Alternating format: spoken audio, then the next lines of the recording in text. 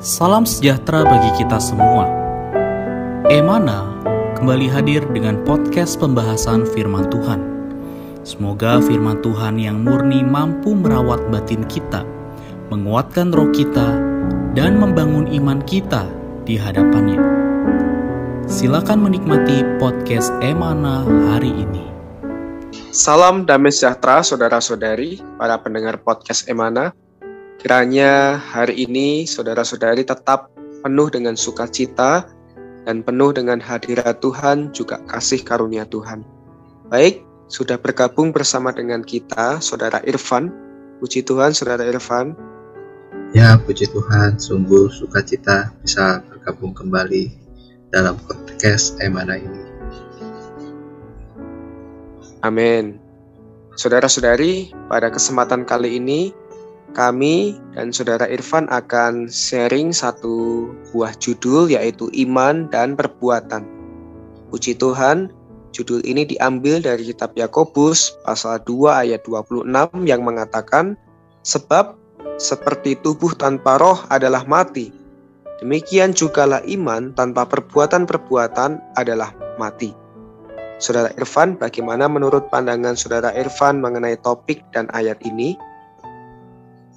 Ya, baik, terima kasih.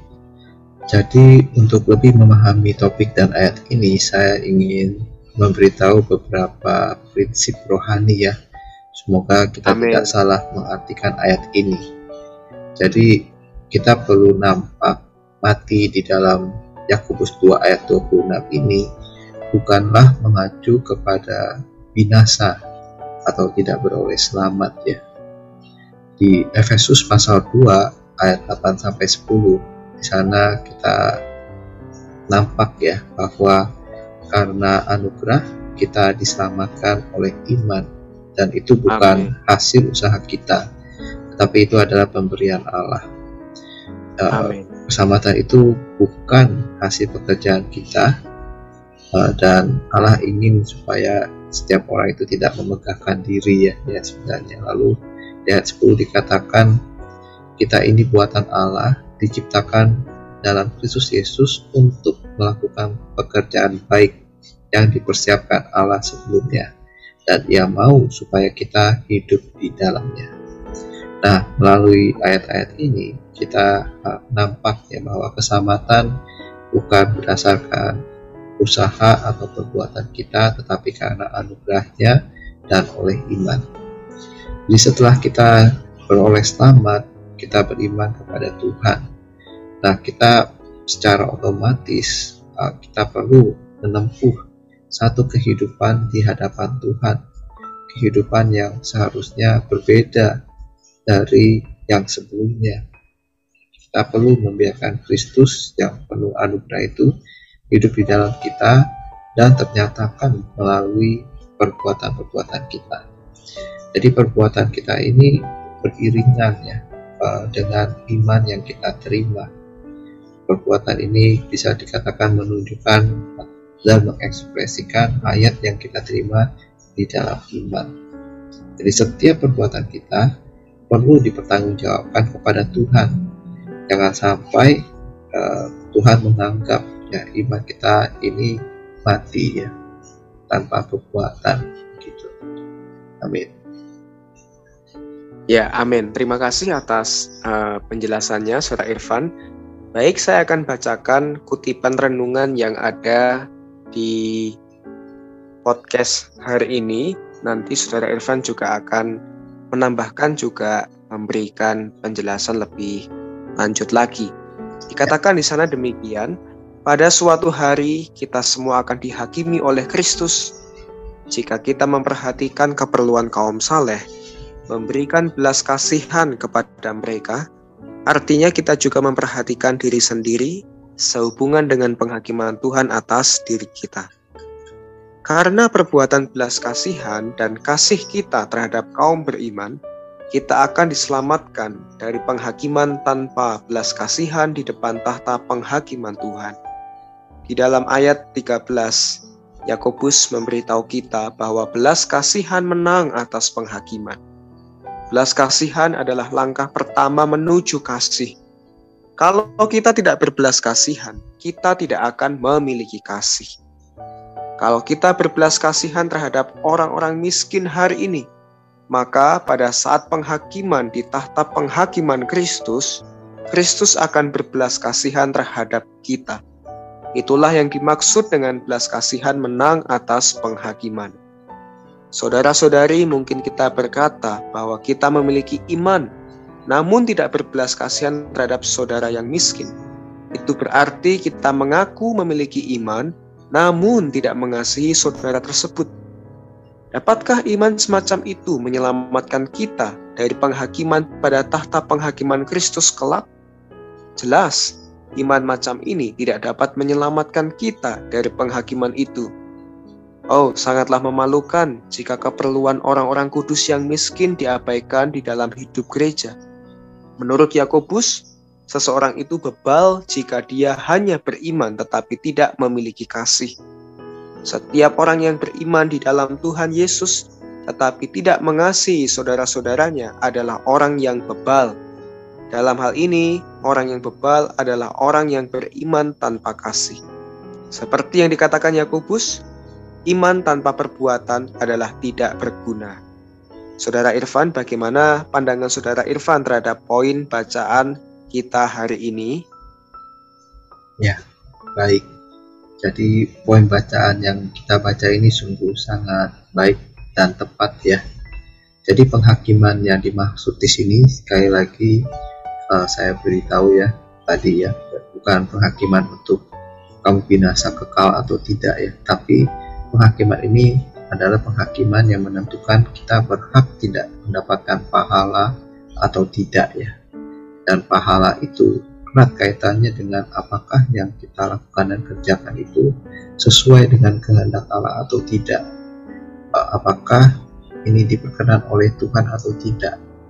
Dan yang diperkenan oleh Tuhan adalah kita ini bisa menaruh belas kasihan, bisa memberikan kasih kepada orang-orang yang ada di sekitar kita, khususnya para kaum beriman ya. Tadi ada orang miskin dan sebagainya. Nah, saya ingat di 2 Korintus 5 ayat 7-10 ya. Dikatakan sebab hidup kami ini adalah hidup berdasarkan iman, bukan berdasarkan apa yang kelihatan.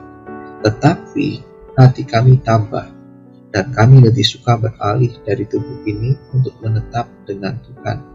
Sebab itu juga kami berusaha supaya kami berkenan kepadanya. Baik kami tinggal di dalam tubuh ini maupun kami tinggal di luarnya.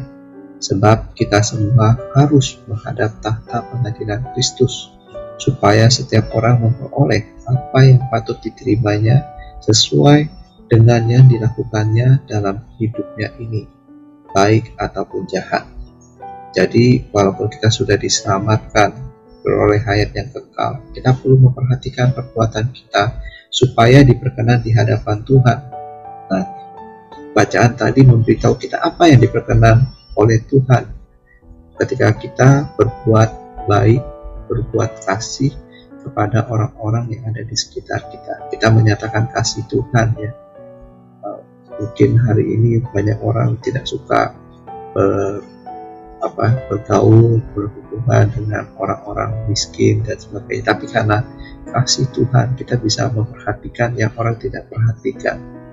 Nah, ini adalah bukti iman kita terhadap Tuhan dan kasih yang Tuhan curahkan kepada kita. Jadi mari kita bersama-sama menyertai iman dengan perbuatan, dan yang paling praktis perbuatan kita kepada orang-orang yang lemah, orang-orang yang miskin yang di sekitar kita.